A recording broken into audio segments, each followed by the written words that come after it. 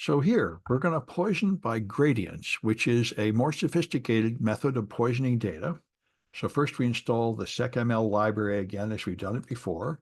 And now we're going to make another one of these simple data sets consisting of groups of dots in a plane.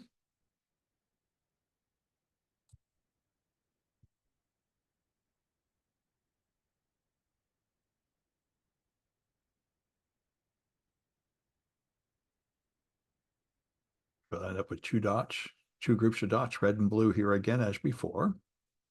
And then we're going to create and train a model, as we've done before.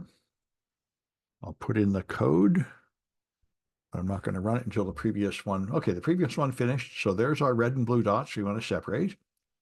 Now we train a model, and the model is 94% accurate. So this is the same as what we've done before. And then we visualize it. So we got the same preconditions we've used in previous projects here, where we have the separation and the model has learned to draw a reasonable curve between them. So now we're going to perform a poisoning attack on a single point.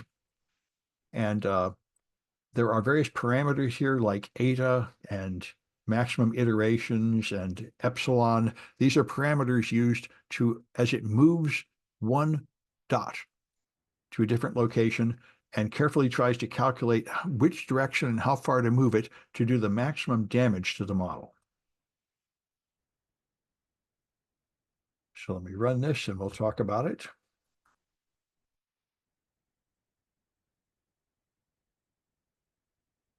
All right.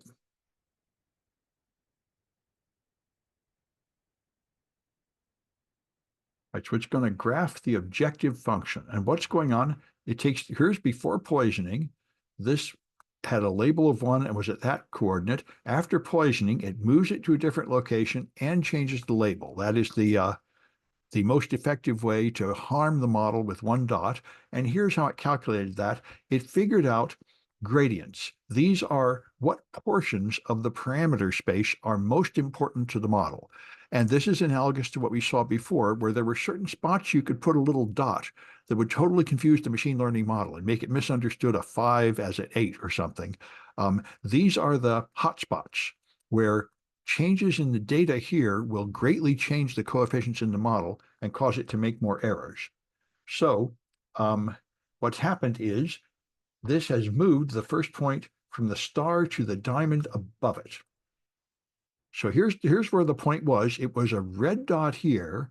And if you want to do the most damage to the model, you move it up there and turn it blue, because that has put it in a high importance area and changed the color. So that will greatly distort the results of the model. So we can look at the performance of this model with the poison data.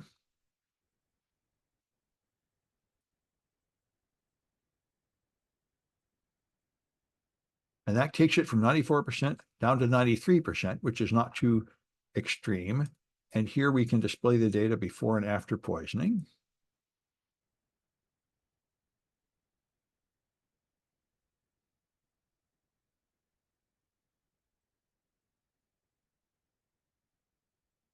All right, there's the original classifier.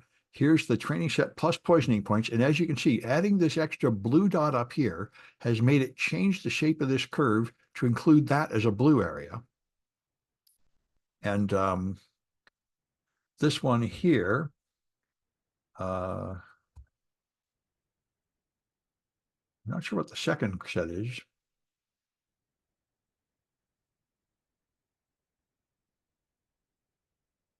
Seems to be duplicative. All right, I think the only difference is it has the accuracy already in. All right. And so now on the test set, this is the training set, and this is the test set. So here's the Bowder and the training set, and now we try it on the test set. Remember, this is a similar sample of data it's never seen before, but drawn from the same underlying population. And so here its accuracy is 94%. Here it's 93% because this error caused by poisoning the data has caused it to misidentify one of the red dots in the test set. All right. And so you can poison more points. Here you see you can poison 20 dots. So you have all these stars. And that will create this crazy situation where you have regions of red and regions of blue, and therefore you have lower the accuracy on a test set. And then you can poison all 100 points, and it will now greatly decrease the accuracy. All right. And there's various variations you can play with here to see how this kind of more precise poisoning attack works on these abstract dots.